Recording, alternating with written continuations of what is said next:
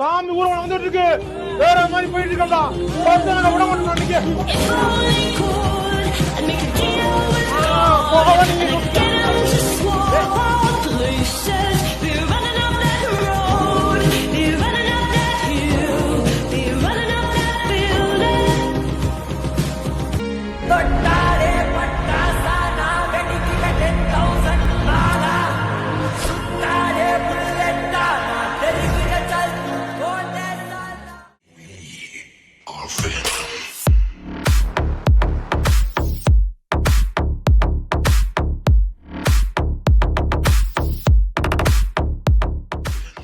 Hello guys, welcome back to my channel.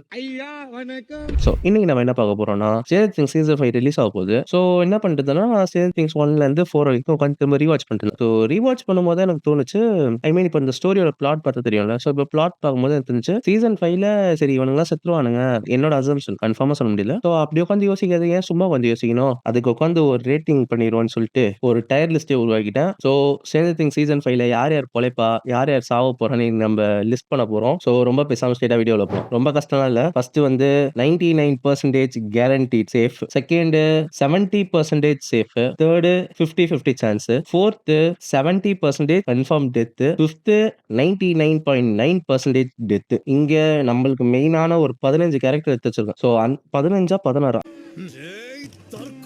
Sorry 16 character எடுத்து வச்சிருக்கோம். யார் யார் தவிக்க போறா, யார் யார் சாவ போறான்னு நம்ம லிஸ்ட் பண்ண போறோம். ஸோ ஃபர்ஸ்ட் எடுத்தோம்னா நம்ம வில்லு, அவன் 99% சாவறதுக்கு தான் வாய்ப்பு இருக்கு.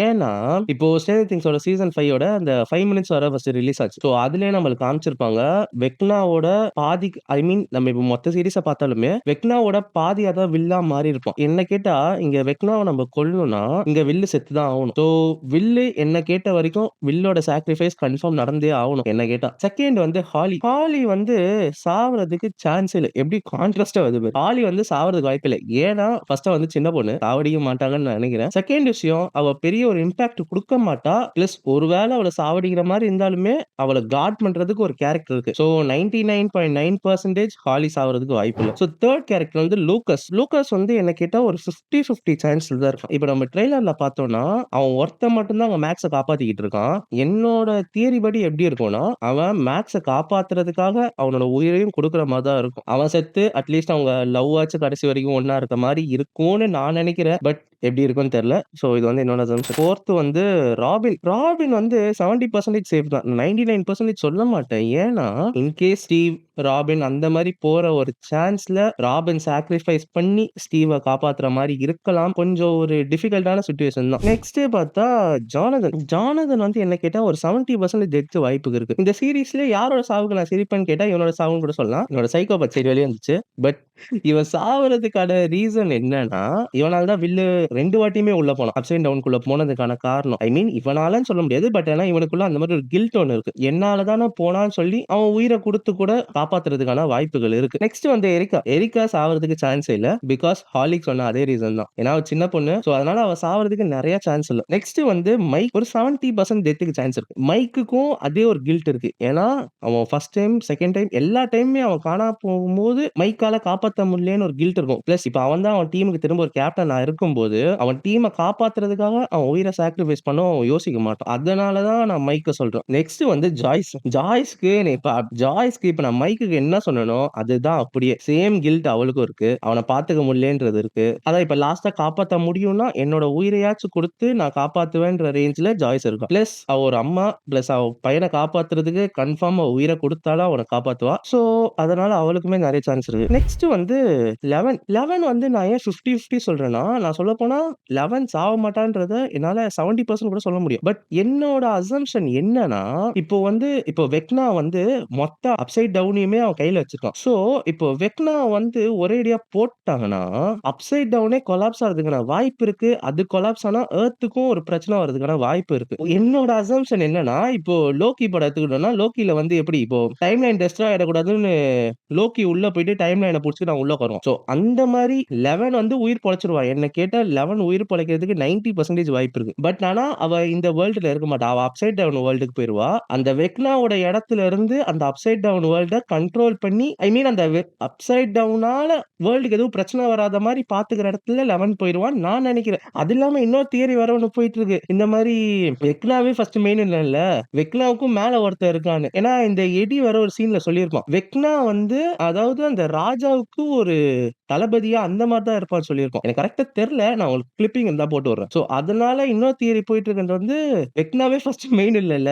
அவனுக்கும் மேல ஒருத்தன் இருக்கான்ற மாரி வேற வந்துட்டு இருக்கு. நெக்ஸ்ட் பார்த்தா தலைவன் ஸ்டீவ் ஹாரிங்டன். இத நான் யோசிக்கவே வேணாம். அவன் சாவறதுக்கும் 99.9% சான்ஸ் இருக்கு. ஏன் நான் சொல்றேன்னா, மைக் எடுத்தா, ஜாய்ஸ் எடுத்தா, ஜானதன் எடுத்தா, வில்ல வந்து விட்டோமேன்னு ஒரு கில்ட்ல அவங்க கன்ஃபார்ம் உயிர் குடுப்பாங்க. அதே மாரி நீ இப்போ லூக்கஸ் எடுத்தா, இவனுக்காக உயிர் குடுப்பான். இல்ல மைக்குக்காக உயிர் குடுப்பான். பட் ஆனா இங்க இருக்க ஸ்டீவ் அவன் பக்கத்துல இருக்கும்போது இன்னொரு கேரக்டரோட உயிர் போறதுக்கான சான்ஸ் இல்ல. சோ அவன் யார காப்பாத்துறதுக்கு வேணா அவன் சாக்ரிஃபைஸ் பண்ணுவான். பட் ஸ்டீவோட சாக்ரிஃபைஸ் நடக்குதுன்னா, அது சும்மா ஒரு சின்ன சாக்ரிஃபைஸா இருக்காது. ஸ்டீவ் செத்தா தான் அங்க ஒரு பெரிய இம்பாக்ட் ஒண்ணு நடக்கும். இப்ப அவன் எப்படி பார்த்தாலுமே சைட் கேரக்டர் தான். பட் இருந்தாலுமே எல்லாருமே ஒரு லவுடான ஒரு கேரக்டரா இருக்கும்போது, சாவுறது 90% கேரண்டீடு தான். அது என்னால எதுவுமே பண்ண முடியாது. சோ நெக்ஸ்ட் வந்து மைக்கோட அம்மா. மைக்கோட அம்மா நான் ஏன் சாவறதுக்கு 70% சான்ஸ் இருக்குன்னா, பிகாஸ் ஏன்னா இப்ப நம்ம சீசன் 4ல பார்த்தா கூட, ஹாலிக்காக ஒரு சப்போர்ட்டா மைக்கோட அம்மா தான் எப்பவுமே கூட இருப்பாங்க. ஹாலிய காப்பாத்துறதுக்கான ஒரு ஆளா கண்டிப்பா மைக்கோட அம்மா ரோல் பிளே ஆகும்னு நான் நினைக்கிறேன். சோ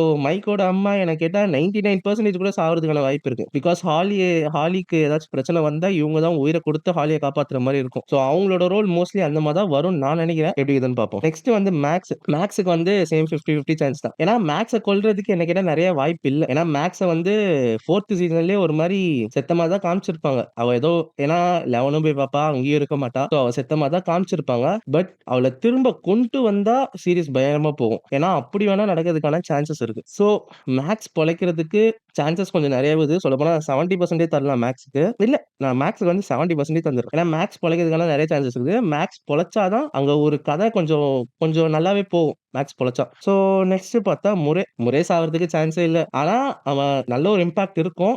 அவனால தான் நெறைய சண்டையும் போடுவான்னு நெனைக்கிறேன். பட் ஆனா அவன் சாவறதுக்கு நெறைய சான்சஸ் இல்ல. நெக்ஸ்ட் வந்து டஸ்டின். டஸ்டின் வந்து 70% சேஃப் தான் நான் நெனைக்கிறேன். எனக்கு ஏன்னா ட்ரெய்லர்லயே அவன் மூஞ்சிய பார்க்கும்போது அவ்ளோ அடி வாங்கியிருந்தான். பட் ஒருவேள அப்படி நம்மள வச்சு கன்ஃப்யூஸ் பண்ணலாம். ஏன்னா அதுதான் சொல்றேன்ல.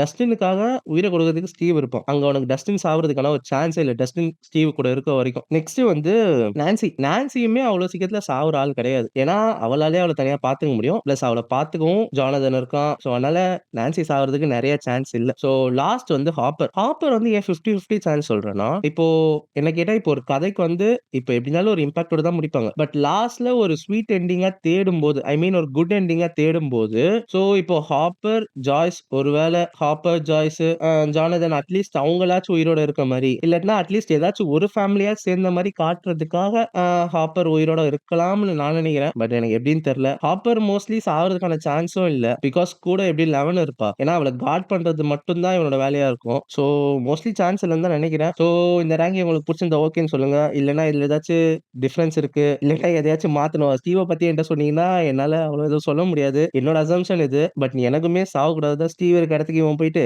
ஸ்டீவ் அப்படியே இங்க வந்துட்டா கூட நல்லா தான் இருக்கும். பட் ஆனா அது நடக்கிற சான்ஸ் இல்ல. சோ இந்த வீடியோ பிடிச்சிருந்தா லைக் பண்ணிக்கோங்க, ஷேர் பண்ணுங்க, கமெண்ட் பண்ணுங்க. ஹைப் பட்டன் இருந்தா அதையும் தட்டி விட்டுக்கோங்க. சோ நெக்ஸ்ட் வீடியோல பார்க்கலாம். பை.